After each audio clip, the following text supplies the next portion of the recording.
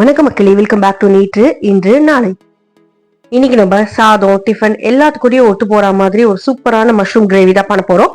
இதை நான் எப்படி பண்ணுங்கிறத பாக்கிறதுக்கு முன்னாடி நம்ம சேனலுக்கு நீங்க ஃபர்ஸ்ட் டைம் வரீங்கன்னா மறக்காம சப்ஸ்கிரைப் பண்ணுங்க. இந்த மஷ்ரூம் கிரேவி பண்றது ரொம்ப ஈஸிங்கான, டேஸ்ட் பாத்தீங்கன்னா அட்டகாசமா இருக்கும். பிரியாணி, புலாவ், சாதம், இட்லி, தோசை, சப்பாத்தி எல்லாத்துக்கூடயுமே நீங்க தொட்டு சாப்பிடலாம். முதல்ல விழுது அரைச்சிக்க போறோம். அது கடாயில 1 டீஸ்பூன் எண்ணெய் சேர்த்துக்கலாம். எண்ணெய் சூடானதும் 2 லவங்கம், 1 ஏலக்காய் சேர்த்துக்கிறேன். நல்லா வாசனை வந்ததுக்கு அப்புறமா இதுல சின்ன வெங்காயம் சேர்த்துக்கலாம். ஒரு கைப்பிடி அளவுக்கு சின்ன வெங்காயம் சேர்த்துக்கோங்க. சின்ன வெங்காயம் இல்லைன்னா ஆஸ் யூஷுவல் நீங்க பெரிய வெங்காயமே சேர்த்துக்கலாம். வெங்காயம் லைட்டா இந்த எண்ணெயிலேயே வதங்கட்டும். வெங்காயம் அப்படியே லைட்டா வதங்கி கலர் மாறினதுக்கு அப்புறமா நம்ம இதுலயே பூண்டு சேர்த்துக்கலாம். ஒரு 6-7 பல்லு பூண்டு சேர்த்துக்கோங்க. இது கூடவே எவ்வளவு பூண்டு சேர்த்துக்கீங்களோ அதே அளவுக்கு இஞ்சி சேர்த்துருங்க.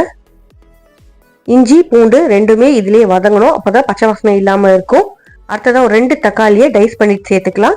தக்காளி எப்படி வேகிற வரைக்கும் நம்ம இதை வதக்கிக்க போறோம். இந்த பேஸ்ட் நீங்க ரெடி பண்ணிட்டாலே போதுங்க, உங்களுக்கு கிரேவி டக்குன்னு ரெடி ஆயிடும். ஏன்னா மஷ்ரூம் வேகிறதுக்கு ரொம்ப டைம் எடுக்காது. தக்காளி குழையணும்னு அவசியம் இல்லைங்க, அப்படியே தோல் வறண்டு வெந்தா போதும்.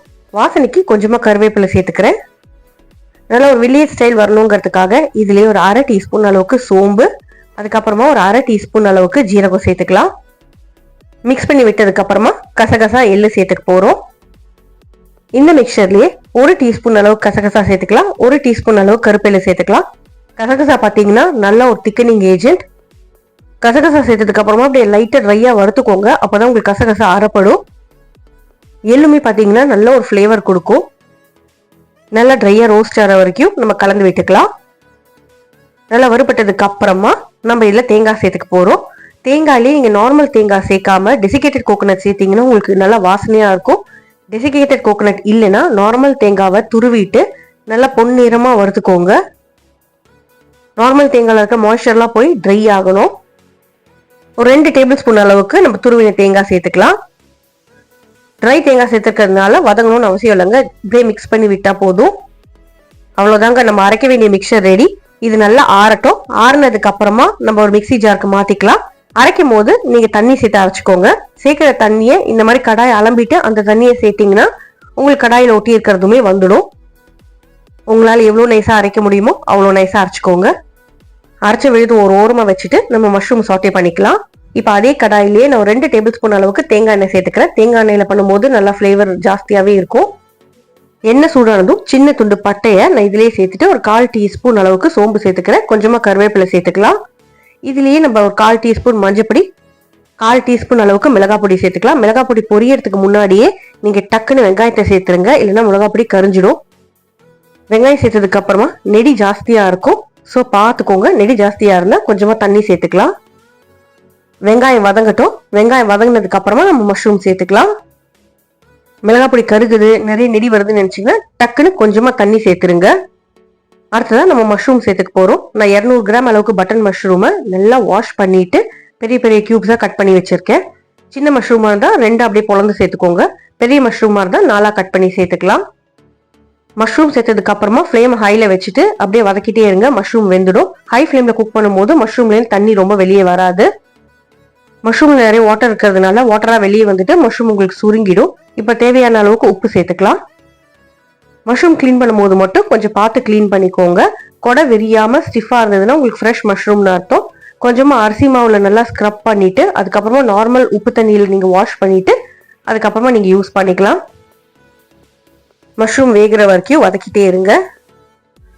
மஷ்ரூம் உங்களுக்கு சாஃப்ட் ஆயிடும். சாஃப்ட் ஆனதுக்கு அப்புறமா நம்ம அரைச்சி வச்சிருக்க அந்த விழுதை சேர்த்துக்கலாம். அரைச்ச விழுதை சேர்த்துட்டு நல்லா கலந்து விட்டுட்டு பச்சை வாசனை போற வரைக்கும் கொதிக்க விட்டுக்கலாம். மறக்காம மிக்சி ஜார் அலம்பி அந்த தண்ணியுமே இதுல சேர்த்துருங்க. கன்சிஸ்டன்சி அட்ஜஸ்ட் பண்றதுக்கு உங்களுக்கு எவ்வளவு தண்ணி தேவைப்படுமோ அவ்வளவு தண்ணி நீங்க சேர்த்துக்கலாம். நல்லா கொதிக்கட்டும். பச்சை வாசனை போனதுக்கு அப்புறமா 1/2 டீஸ்பூன் அளவுக்கு கரம் மசாலா அப்படியே தூவி விட்டுட்டு கலந்து விட்டுட்டு நீங்க கடைசியா தேங்காய் பால் சேர்க்கணும். 1/2 கப் தேங்காவை 2 தடவை தண்ணி சேர்த்துட்டு பால் எடுத்து வச்சுக்கோங்க.